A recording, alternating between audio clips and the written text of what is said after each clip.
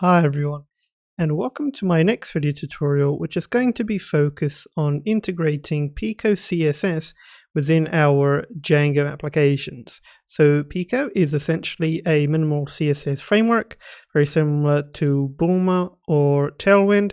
So it is an alternative, but it is very lightweight and very starter friendly. So it's very easy to integrate. Now, to demonstrate this, as you can see here, I have a very simple registration form for my Django application here that I've built with my forms.py files. As you can see, I'm taking in a form within my view. So if I go to my view, okay, we can see I'm passing through a form here that I created from my forms.py file. So that's just going to give you some clarity here. So this is how you can apply it.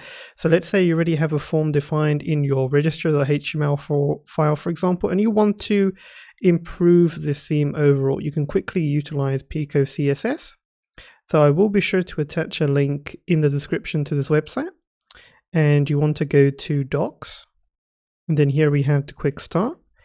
And you have multiple options. You can install it manually, or you can use the CDN, which is the quickest way. So you can just copy the following icon, head on over to your page that you want to apply this to. So I have a register.html page, and within my HTML file, I'm going to paste the following in. If I head on back and refresh, there we go. Automatically applied, all set and ready to go. Now you can see it is a little bit on the larger side, but we can just use a little bit of custom CSS to style this up.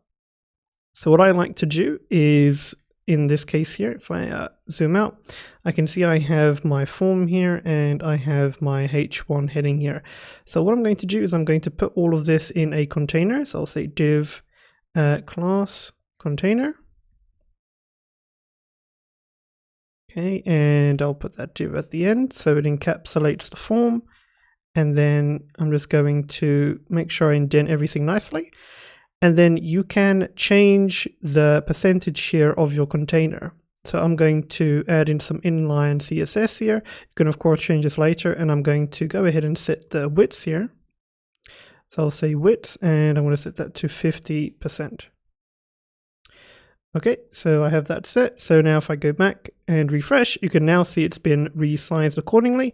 And of course, I can just adjust the zoom out functionality. So there you have it. A simple way to add in a very nice theme here, really easy and simple to integrate. That's all you needed to do. Now it does come with a lighter mode as well. So if we go back to the documentation, what you can do is you can also look at the customization area. If you want to add in some additional settings in terms of the colors, this can be in the form of SASS or with CSS variables that you can integrate. But if you just want to quickly change the theme here, you can go to getting started and we can go to color themes. And you can see on the default, it utilizes the dark mode. So what you can do is if you have your HTML tag defined, as I do here, you can just go ahead and add in this additional sort of element, which is data theme. So you can just copy data-theme equals and within quotes light, paste that in, head on back and refresh. And there you have a light theme now adjusted for your use case. And you can see it looks a lot nicer. We can see the forms are a lot cleaner as well, and it's a lot more user friendly. And if you want to go back to dark, you can either remove this setting here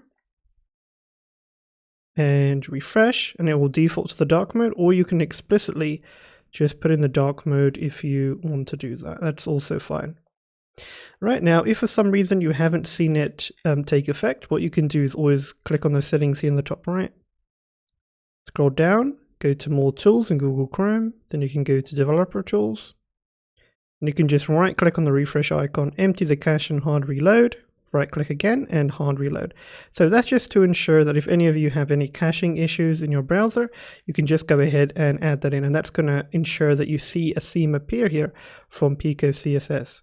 Right, so a very helpful and very minimalistic CSS tool that you can use, but it can save you a lot of time when you just want something that's half decent that you can utilize and just focus more on your developing.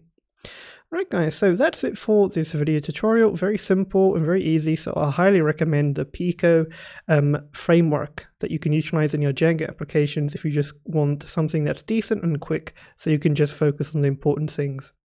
Right guys, so that's it for this video tutorial. As always, thank you for support, and I'll see you next time. Goodbye.